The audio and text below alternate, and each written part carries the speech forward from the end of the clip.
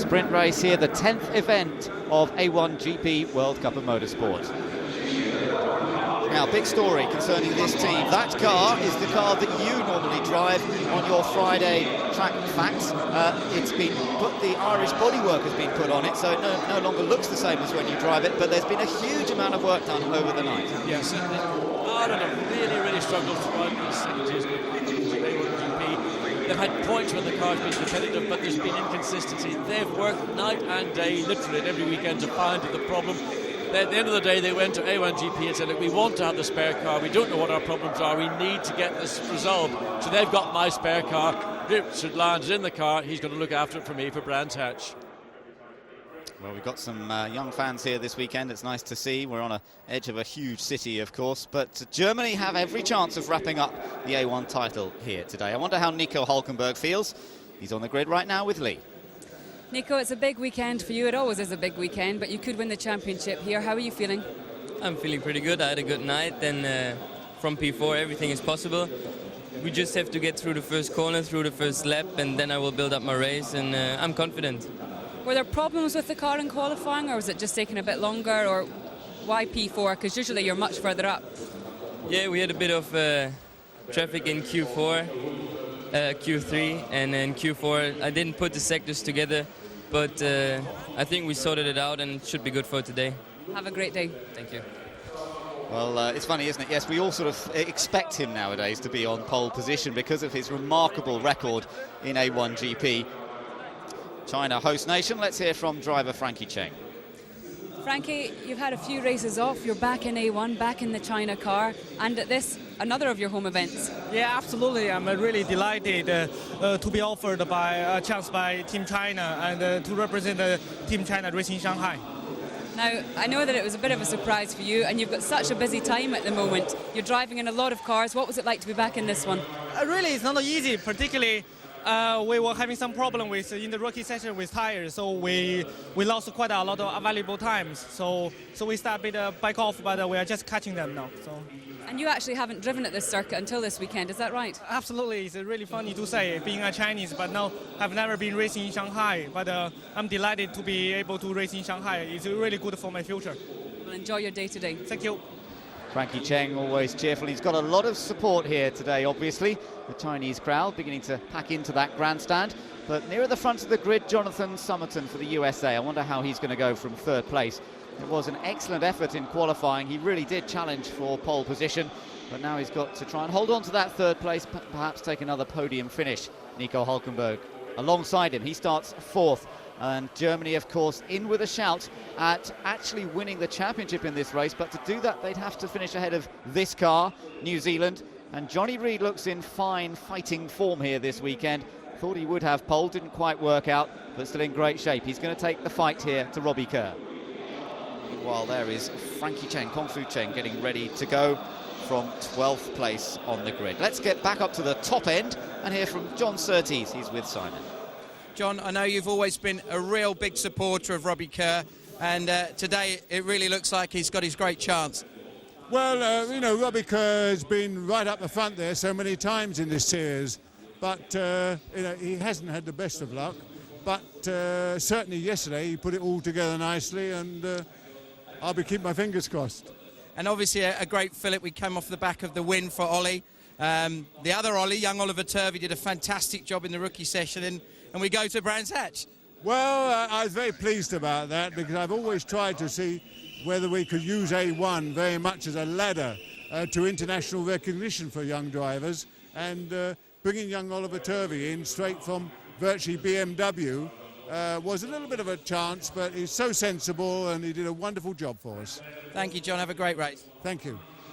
This is how all of the cars line up on the grid for the sprint race, and it's Great Britain that starts from pole position. It's the first pole for Great Britain in some 13 A1GP events. New Zealand will start alongside them on the front row with Johnny Reid, and then a superb USA third, Germany in fourth place, India in their best ever fifth ahead of Switzerland sixth, France starts seventh ahead of Malaysia in eighth, Canada ninth with Sean McIntosh back at the wheel, Enrico Tococello 10th for Italy. Then it's South Africa and China on the sixth row, the seventh row Indonesia and the Netherlands, and on row 8 Brazil with a new driver, Vitor Meira, with Mexico alongside new man there too, Sergio Perez. Ireland's Richard Lyon starts 17th ahead of Portugal. We've got Lebanon in 19th, the Czech Republic 20th, and at the back Australia and Pakistan. 22 cars to do battle in 10 laps around this Shanghai circuit, a shorter version of the track than was used last. The safety car keeps them nice and slow as they approach turn 14 here at Shanghai, and we prepare for the 10-lap sprint race. Great Britain on pole position. We're looking from Team Germany's point of view in 4th there.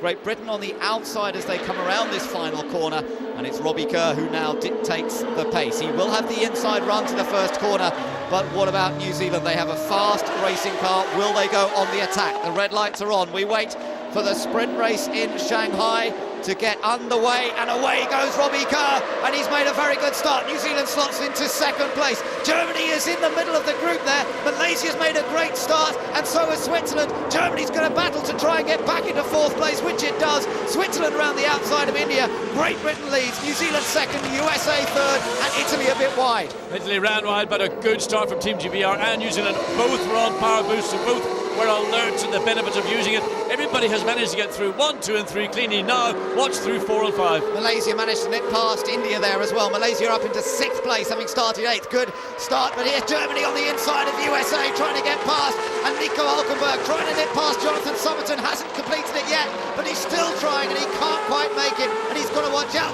because otherwise Switzerland will be through. Indeed, and Jonathan Somerton did not want to vacate that 3rd place under a lot of pressure coming around turn 6, but he managed to hold track position. Well, this is Hülkenberg. He loves to race, and he will go on the attack for Team Germany here. Now, watch him as they come around the long looping right-hander. This leads on to the longest straight in A1GP, 1.1 kilometres, 3/4 of a mile long. Get out of this corner well, pick up the slipstream, and there's your opportunity to overtake. You're riding on board Team Germany. He's on the power boost, but USA is not on the power boost. This is surely a chance for Nico Hülkenberg to take 3rd place. He moves over to the inside. Now he's got to complete it under braking.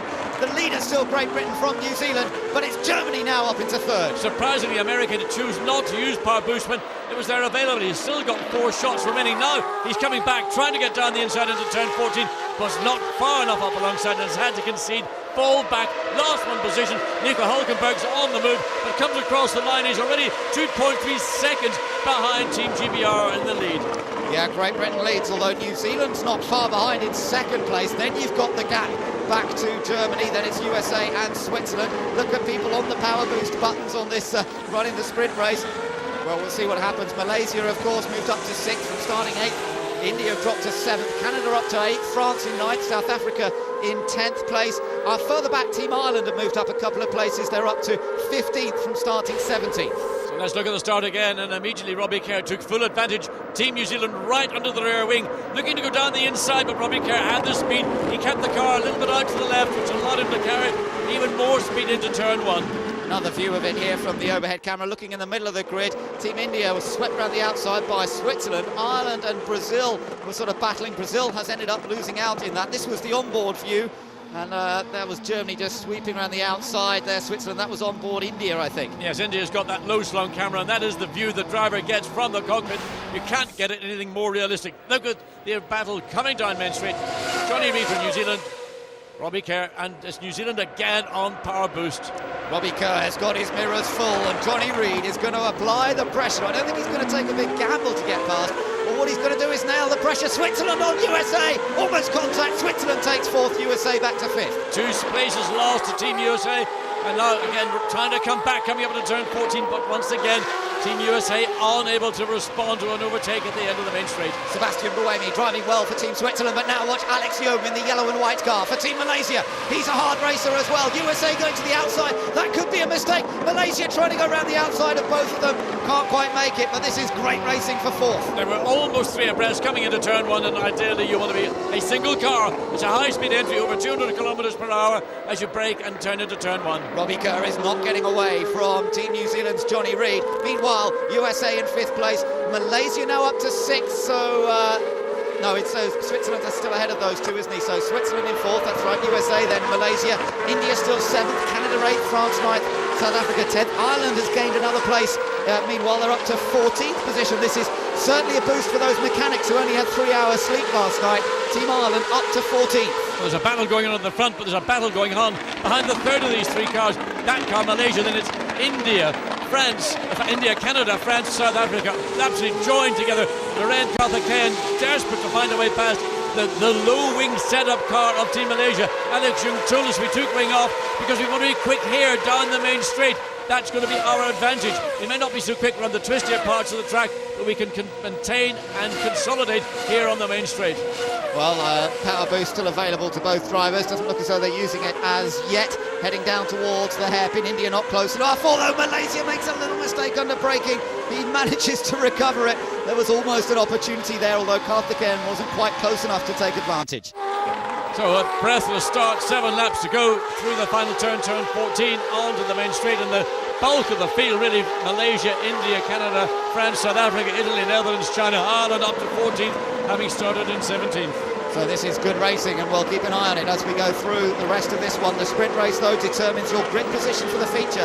So if you take a big gamble and go off the road, you could end up right at the back for the start of the long feature race. So you've got to be careful. Team India still up there in 7th place.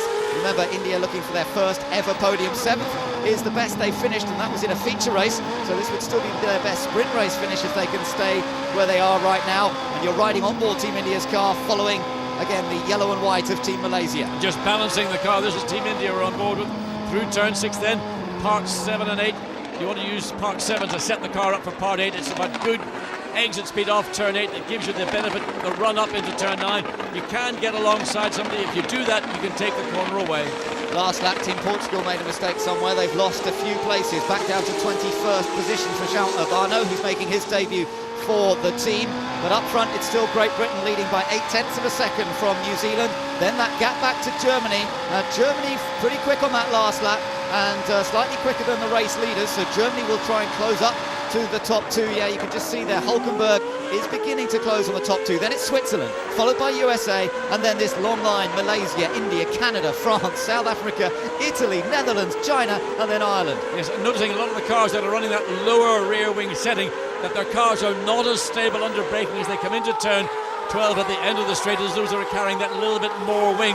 So it's a balance between stability and top speed, and the mix and match.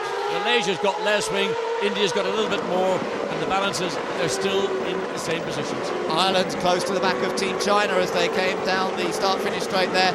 Ireland has made some progress in this race already, and they're looking for more positions if possible to boost their position on the grid for the sprint, for the feature race later. There's the gap back to Switzerland and the USA. Then Malaysia still protecting from Team India. Alex Young, initial early run was very positive, but now he's looks as though he's not able to quite capitalise on that.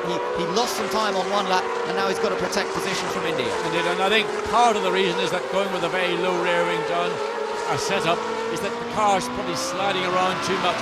If the ambient temperatures have been a little bit higher and there's a little bit more grip coming from the racetrack, that wing setup maybe would have worked more to the advantage of Malaysia. But India's been unable to challenge Malaysia in any meaningful way. There's been a couple of sniffs in various parts of the racetrack, but nothing that has given, I'm just looking at Loren Karthikeyan for India, the opportunity to get alongside and take away the 6th place from Malaysia, the final point scoring position in this sprint race. The top 3 had virtually identical lap times, all 1 minute 36.2 something on that last lap. So Great Britain, New Zealand and Germany all very, very evenly matched in the early part of this sprint race. Nothing much to choose between them. India again closing up under braking. Netherlands on Italy here. This is for position for 11th place. The youngster, Renger van der Zande, makes a lovely move on Enrico Toccocello, one of the more experienced competitors. Race winner in China, in Beijing earlier. And in fact, both those cars, of course, won races in Beijing when we visited China before Christmas. And now there they are battling over 11th position. Well, it was a well-judged overtaking manoeuvre by Renger van der Zande on the much more experienced Enrico Toccocello. He gets the position, puts himself now up into 11th place. But of course, a long way from being in a point-scoring position as we look at China, Frankie Cheng. And he's got problems behind him because Ireland, Richard Lyons, running the car that is the spare car for A1GP at every event. They've taken off the bodywork and put on all the Ireland appropriate bodywork. It's a new car for Richard Lyons. Didn't get to drive it until he went out of the pits prior to coming onto the grid. So clearly, after this race, Richard will want to make a few adjustments to make the car even more appropriate to his particular needs. Great onboard view. You know, they're working hard around this track. There's a lot of grip available. The shaking is pretty obvious on his head there as he tries to fight the physical G-force loads that are thrown at the driver. And although this track perhaps isn't as physically demanding as some of them, this long corner here can certainly get to the neck muscles. It certainly does, and it's a long, long corner, and it's one of the longest corners now at any racetrack that I think A1, or certainly most race. Watching China there, a lot of rubber that's pick up around the outside of the corner, flying off the outside front wheel of the Team China car. As again, China on power boost, trying to find a way to get close to the tail of Italy. Italy was overtaken 1 lap ago here by the Netherlands, and obviously Frankie Cheng from China thinks if I can get into position, I can apply the same pressure and maybe get the same result. There's just been a very good lap from Team GBR, race leader, and he's suddenly opened up a another half-second advantage over New Zealand. Now 1.6 seconds the gap first to second. So Robbie Kerr's just put in a very good lap compared to those around him. Meanwhile, Germany's got a little closer to the back of New Zealand. I think New Zealand's going to settle for second. They'd be pretty happy with that. We're still riding here with China. What a great camera position, looking now into the cockpit, the face of Frankie Cheng. And of course just behind is the Team Ireland car of Richard Lyons. But there is the race leader with a 1.6 second advantage over Team New Zealand, Johnny Reid in second place, and behind him Nico Hulkenberg a further 1.4 seconds behind. So we've now really got a situation which is fairly stable. Unlikely to see very much change of position with 4 laps to go, certainly between the first 3, and in fact with Switzerland pretty much safely ensconced in 4th place, but still pressure could come from Jonathan Somerton, who could clearly have a car that wasn't the car that he had in qualifying. The change of weather conditions maybe catching the less experienced young American driver out more than others. Yeah, that's quite right. Perhaps it did, but the car seems to be coming back for him now. He seems to be lapping quite quickly, so it makes you wonder whether they almost set it up for a race distance. France had a little bit of a view of a lock-up from Canada's Shaun McIntosh there, but I don't think he was quite able to take advantage of it. No, and again through turn 2, down, you drop very abruptly downhill. As we go now back to the end of the straight, Jonathan Somerton gathering up the Team USA car. Oh! That's France trying to get past Canada, and he so nearly threw it away there, Jean-Carl Vernet. He did well to gather it together. I mean, that was pretty amazing. The car pointing 45 degrees to the wrong direction. He needed to be turning right, he was turning left, but good car control from Jean-Carl Vernet to make sure no contact with Canada, and also keeps the car on the track. There's the problem. He's got a tyre, he's shredded. He's had a lockup, a major lockup as a consequence of that, and he's now gone off track in turn 1. He's got a broken front wing as well. There must have been contact we didn't see. No, there wasn't. I think Canada had a puncture as well. I think Shaun McIntosh was in trouble. They made contact somewhere, John, you're right, and a rear tyre puncture on the Canadian. I wonder, was that going into turn 14? Maybe that was Canada and France getting together. We didn't see any contact. That was obvious in turn. Here we go. Now this is where he pulls out, gets so close, and now what was that all about? Well, whether he misread the slipstream, that has been known, or whether... Well, in fact, Shaun McIntosh, last season, was involved in a similar incident. Very, very strange, getting so close to another car, and then that's the consequence. He hits the rear of the Team Canada car, the wing comes off, the wing comes back from the France car. Look, the Team France, they are absolutely... Well, I can't even think what they're thinking. No, I know, that is such a shame, and for Vernet, who spun out in Mexico, was doing a good job here. That really is very disappointing, and for Canada too, they were desperate for a solid top 10 finish here. That was a bit of a strange one, I have to say. They're out of the top 10, and that means that South Africa will move up into 8th position. Now there is South Africa, and pressure from the Netherlands. So these are now 8th, 9th and 10th. Not in the points, because remember the sprint race only pays points to 6th. But what it does mean is they're potentially then in a points-paying position in the feature race. So these guys will all be very grateful that move happened. But it's a great shame to lose both Canada and France. It is, but that's what happens when you get close racing. And we saw Jean-Carl Vernet getting right under the rear wing of the Team Canada car. And then all of a sudden there was a contact, and there was no obvious reasons. It doesn't look like it was a misjudgment.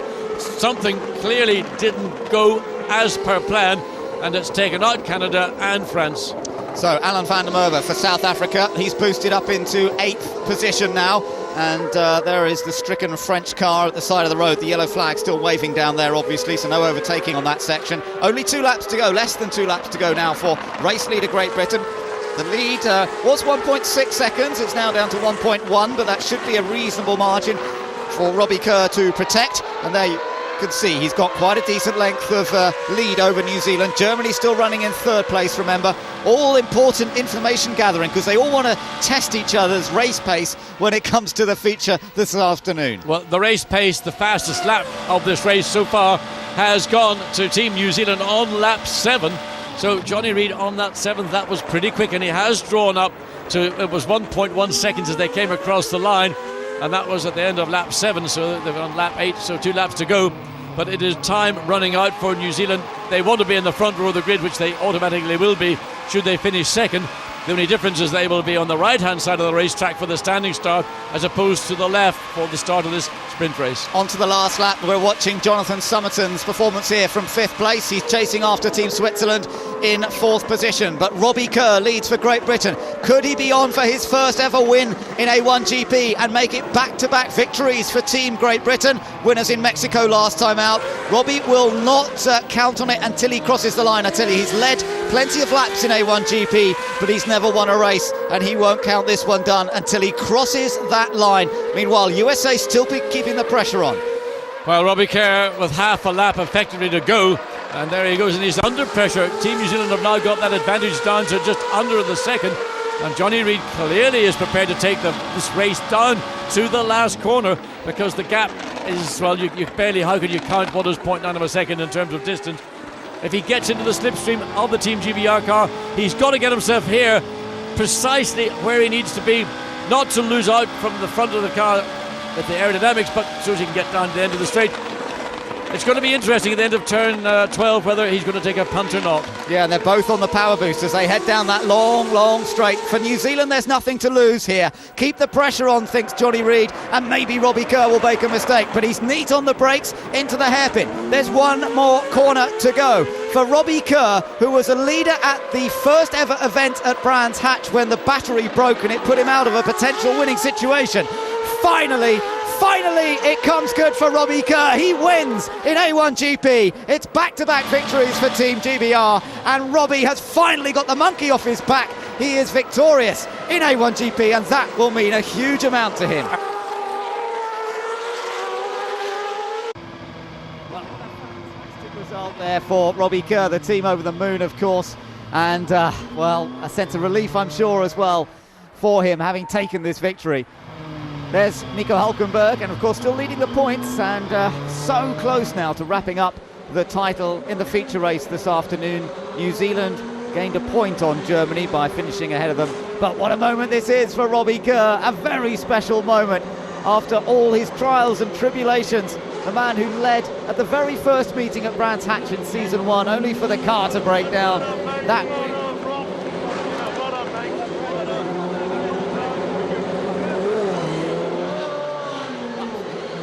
and he has finished ahead of these two guys. New Zealand in a strong 2nd place, and they're definitely going to be a threat for the feature race. James Robinson and John Surtees, well, they're obviously well pleased that it's happened for Robbie Kerr, but their focus will now, I'm sure, shift to the feature race. Can they make it 2 out of 2? Third place trophy, the bronze medal, therefore, going to Nico Hulkenberg.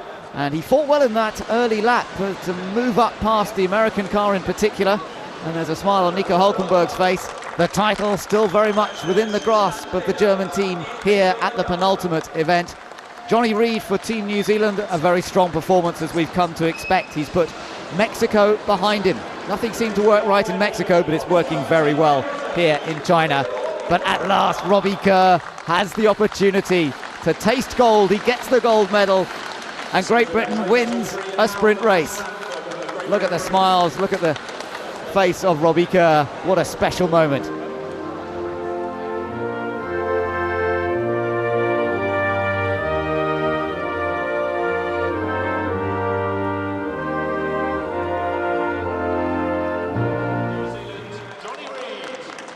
We did all the hard work yesterday, getting out on P1, and then just got to keep it steady throughout the race, and that's what we did. Nice consistent pace, and finally we've got one. We've got a great car, so I'm very confident over the longer race, and the team do a fantastic job, so I have every reason to be confident for the feature. Start was not too good actually. I got in the ref limiter, and then I didn't lose the place, and then I I catched up USA, Jonathan, at the end of the straight, so that was good. Confirmation of the result of the sprint race. Victory for Great Britain ahead of New Zealand with Germany third. Switzerland in a very strong fourth place. USA a little disappointed to drop back a couple of places but still in fifth. Sixth for Malaysia, seventh for India, then South Africa in eighth, the Netherlands in ninth, and 10th place for Team Italy. 11th just outside what could be a point scoring position in the feature race. Team China, the host nation, so let's see whether they can move up a bit later on in the day. Good improvement for Team Ireland, up to 12th place in some quick laps during the race, ahead of Indonesia, Brazil and Mexico. Australia gained a few places, up to 16th. Then the Czech Republic, Lebanon, Portugal, then Pakistan, and of course the two cars that we lost from the race, Canada and France. New Zealand have ended up with the fastest lap.